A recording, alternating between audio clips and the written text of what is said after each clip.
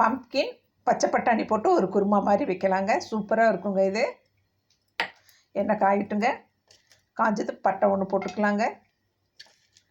2 கிராம்பு, சோம்பு 1/2 ஸ்பூன் போட்டுடலாங்க. நல்லா பொரியட்டுங்க.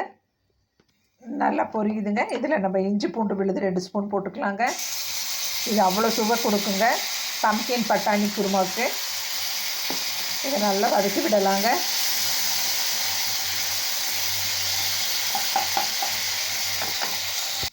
இப்போ நல்ல இஞ்சி பூண்டு விழுது வதங்கிடுச்சுங்க. இப்போ நம்ம வெங்காயம் போட்டுடலாங்க. அப்படியே ஒரு தக்காளி நல்ல பொடியாக அறுத்து போட்டுக்கலாங்க. 2 பூண்டு பல் போட்டுடலாங்க. 2 கருவேப்பிலை தழை போட்டுடலாங்க. இது நல்லா வதங்கட்டுங்க.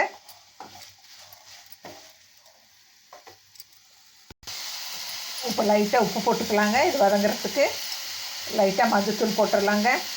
நல்லா வதக்கி விடலாங்க. இது நல்லா வதங்கட்டுங்க. சிம்மில் போட்டுடலாங்க அடுப்பை. இப்போ இதுக்கு ஒரு மிளகு ஒன்று ரெடி பண்ணிக்கலாங்க. மிக்சியில் 2 வில்ல தேங்காய் போட்டுக்கலாங்க. முந்திரி பருப்பு ஒரு 5-6 எண்ணம் போட்டுடலாங்க. மல்லித்தூள் 2 ஸ்பூன் போட்டுக்கலாங்க. குட்டி ஸ்பூனில் 2 ஸ்பூன் போட்டுக்கலாம்.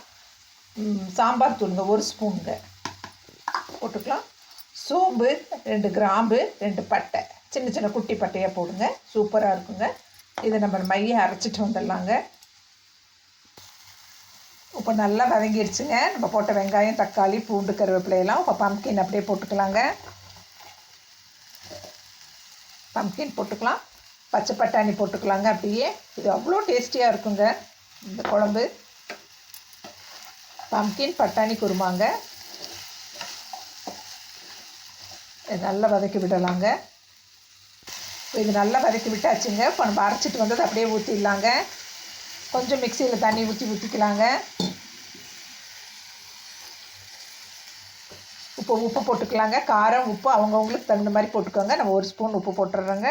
இப்போ இது நல்லா கலக்கி விடலாங்க. கலக்கி விட்டு நல்லா மூடி வச்சிடலாங்க. இப்போ இது வேகட்டுங்க. வெந்ததும் பார்க்கலாம். பம்ப்கின் பட்டாணி குருமா சூப்பராக ரெடி ஆகிடுச்சுங்க. இப்போ நம்ம பிளேட்டிங் பண்ணி பார்க்கலாங்க.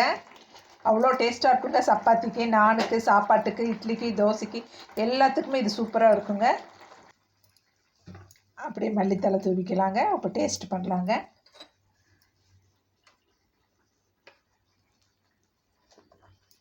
சூப்பராக இருக்கும் ஃப்ரெண்ட்ஸ். நான் போட்ட காரம் உப்பு எல்லாமே கரெக்டாக இருக்குங்க. நீங்களும் இதே மாதிரி பண்ணி பாருங்கள்.